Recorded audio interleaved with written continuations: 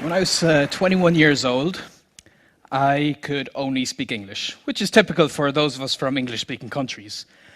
And I had many reasons why this was going to be the case for me for the rest of my life. And I was very confident of this because I had no natural talent, I had a very bad memory, I couldn't travel to the country yet, I was too old, I felt too old, and I was sure that I was going to frustrate the native speakers and embarrass myself.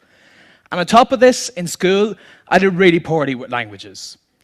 So I did actually get the opportunity to get into languages after I graduated university with a degree in electronic engineering, still only able to speak English. I moved to Spain, and I figured this is it. This is going to solve my problems, living in the country. No. 6 months later of living in Spain, couldn't speak any Spanish. Now, a sensible person would have given up at this stage and gotten the point. I'm not very sensible, though.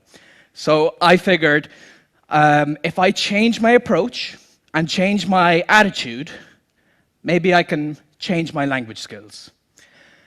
And what happened to inspire me to get into language learning was I met a polyglot. A polyglot is someone who can speak many languages. And the first time you meet someone like that, you can't help but feel really impressed. Like, for instance, there's Richard from the UK, and there's one video online where he speaks 16 languages. Let me just show you a little clip here. You can see him. Je parle français et anglais avec ma fille. Speak French, Macedonian, Czech, and Catalan, which is pretty impressive. And we also have Luca from Italy. And here you can hear him speak in German and Portuguese. We also have Susanna, who goes through here her Italian and her Russian. And a very impressive video I saw once, this 16-year-old from America called Tim goes through 20 languages in one video. And in this part here, you can see him go through Wolof,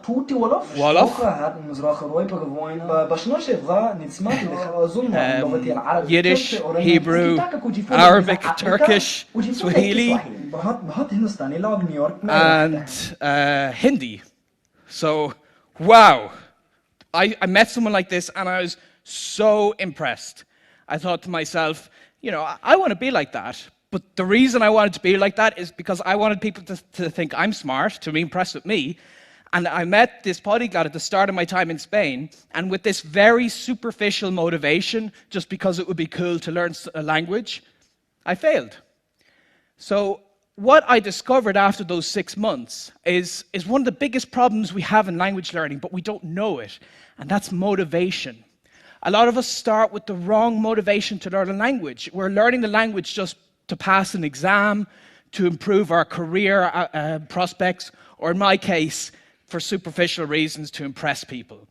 And what I found is those polyglots I've just shown you in the video, the reason they're learning the language is because they're passionate about that language. They're passionate about the literature and the movies and being able to read in the language and, of course, to use it with people. And when I changed that priority of using the language with people, I was able to learn the languages myself. But there are a lot of things that people feel would not allow them to learn language. So I want to go through, I think there's 5, I asked a lot of people, there's 5 major reasons they'd never get into language learning. So let me go through some of these here. The first is that they've no language gene or talent. No language gene or talent. Well, what does that mean? I mean, sometimes this is actually just a self-fulfilling prophecy. In my case, when I hadn't learned language growing up, or the 6 months of failed learning Spanish, it was just me telling myself, I don't have the language gene, so there's no point in really doing any work in the language. Because I didn't put the work in, I didn't learn the language. It's just a vicious circle. It's all in your head. There's no language gene. We all have it already. But let's just imagine some people that would do better, because we've seen in school people advance faster than the rest of the crowd. So let's say there's some inborn trait that gives someone a 20% advantage over the rest of the people. Good for them. But that doesn't mean that you can't. It just means you have to work 20% harder. And I found that, at least in my case, when I work harder, I can catch up with the naturally talented and even overtake them. So not having talent is not a good excuse. The next reason is that you're too old to learn a second language. And I certainly felt this myself, because up to 21 I didn't learn a language. And a lot of us feel that children their brains are hardwired to learn languages better. But is it really neurology at play here, or could it be the environment in which the child is learning the language? Well, a study at the University of Haifa in Israel actually found that under the right conditions, adults are better language learners than children. It sounds incredible, but it's about your environment, it's about your motivation, it's about the enthusiasm and encouragement you get from other people. And when you think of it, adults tend to be studying dusty old grammar books and doing boring exercises, whereas children are playing in the language, they're having fun in it. So I found that when I changed this to live through the language, not making it about studying the language, but living the language, then I was much more successful. So you're not too old to learn language. I've met people in their 60s starting to learn language and being successful with that. The next excuse people would have is that they can't travel to the country right now. Now, maybe 20 years ago, this would have been a valid excuse, but nowadays, the world is smaller than you think. Thanks to the internet, we can connect with native speakers from across the planet, and you'll see that in a lot of cases, they might want to learn your language, and then money isn't even an issue, because you teach them a little and they teach you a little. But even forgetting the internet for a moment, a lot of us live in cities or towns that are more international than what we think. And when I was traveling in America, I made it to Columbus, Ohio, of all places, to meet this very interesting polyglot called Moses. And he does what he likes to call leveling up, where he'll go to some public place and just see if he can find some foreigners and practice the language with them. And I joined him when we went to a mall in Columbus, and the two of us managed to practice 12 languages.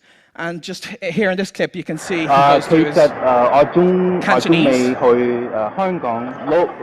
and his Cambodian. And you can see the guy really appreciated them trying.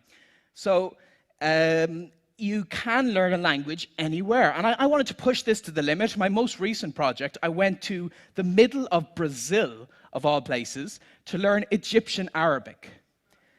And I succeeded because even though there were no Egyptians around me, I got on Skype and I talked for 1 or 2 hours a day, and I managed to go up towards conversational level. So no, not being able to travel to the country is not a good excuse. The next one people might give is they've got bad memory for learning all that vocabulary. And this was certainly what I felt, because when I first tried to learn Spanish, I'd get a big list of words, I'd try to go through them, and I forget them very quickly. But research on memory capacity has found that it's better when you revise these words with the right frequency. And there's this technique called spaced repetition, where you learn the word, you revise the word just before you would forget it. And it looks something like this forgetting curve. The red line is what typically happens when you first see a word, but to get it into your head and stuck there permanently, then just review it to make sure it goes, review it 1 day later, then a week later, and then a month later. And there are apps on your smartphone, and there's free programs you can download that help you time all of this. So that's great, but you can learn the words faster and better if you combine this with an image association technique. So for instance, let's say I wanted to learn that the Spanish word for to fit is caber. Well, what if I imagine then that it's barely possible to fit a bear in a cab? Caber is to fit. So you do this for a lot of words, and it actually gets very easy with time, and you can learn vocabulary instantly. So no, having a bad memory is not a good excuse. Next, and I think the most important one that people always say is that they're going to frustrate native speakers. And this is just so not true. I've been to many places, I've spoken to many people, and every time I attempt to use their language, they're overjoyed. They're so pleased that I'm even trying. And I just feel like, especially adults, when we learn a language, we're such perfectionists. We want everything to be just right. And perfectionism is a really bad thing in language learning, because a language is a means of communication. It's a way to get to know new people and new cultures. And when you embrace this, it's okay to make mistakes. And I actually have a goal to make at least 200 mistakes a day, because then I know I'm getting somewhere, I'm using the language. So embarrass yourself. Go out there, talk to people, it's okay. When do you think I was learning a language better? Here or here? So anyone can indeed learn a language when you use it with people, and it's okay to use it early. And this is so important, that you don't have to wait until you speak the language perfectly and fluently and so on. You can get into it sooner than you'd expect. And it opens up so many doors to these other cultures. So for instance, after I'd learned that Arabic in Brazil, I made it to Egypt, and I made it all the way deep into the Sahara Desert. I sat down in the sand with an Egyptian, and I had some tea, and we had this nice little chat here. Wow. ميدان تحرير صغير مش كبيرة ميدان تحرير مش مصر أيوة مصر كبيرة. And there I'm just saying that Egypt is so much, it's so vast, it's so great, it's so much more than just Tahrir Square in Cairo. And now when I was speaking with him, I used the wrong word here and there, and I conjugated the wrong verb every now and again, but that's okay, because even with this conversational level, I had this fascinating conversation with him.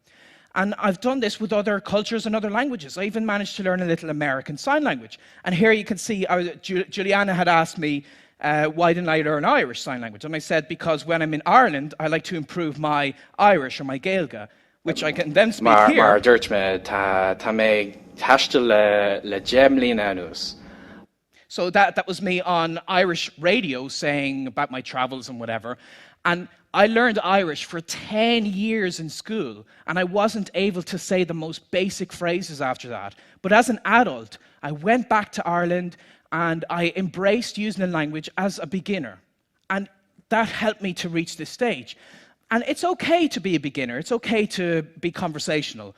But when you take this on, you take it to the next level, then you can reach very well. I mean, I've got very good level in French, Spanish, a couple of languages. I've worked as a professional translator, and like here I'm having a quick Parfois, chat j'ai in French. passé 1 heure pour trouver une traduction. Ah oui, bien sûr.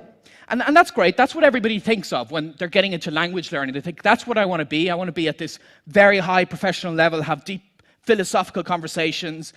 And that's fantastic. And yeah, it's impressive when you see people like that. But rather than being impressive, I think it's so much better when you embrace the beginning stage of language learning. And one of the most amazing experiences I've had was when I was in China on the train, 2,000 kilometers deep into China, and I had a basic conversation of what's your name? And it turned out I was given my Chinese name there on the train. And look, this is how it went. 你叫什么名字？ What's your name? 我叫 Benny. I'm Benny. Benny. 我没有中文。 I don't have a Chinese 我们 name. 是蛮 And then Li Hui says, I'll tell you what, your name is Bunling. Bunling. Because this sounds like your normal name, and it means ability or skill. And you know, I could have that conversation even with a basic conversation level of Chinese. And I do have the ability, I do have the skill to learn language, but I always did. We all always do. And the reason I have this skill is not because I was born with it and others weren't. It's a decision I made. And the problem a lot of us face is we feel that we're better studying and preparing for speaking a language someday. Because if we do it too early, the world would end from all this frustration we cause people. There are 7 days in a week, and some day is not one of them. I say, rather than see if the world will end, a whole new world will begin if you try to learn a new language. So I hope you'll give it a try. Thank you.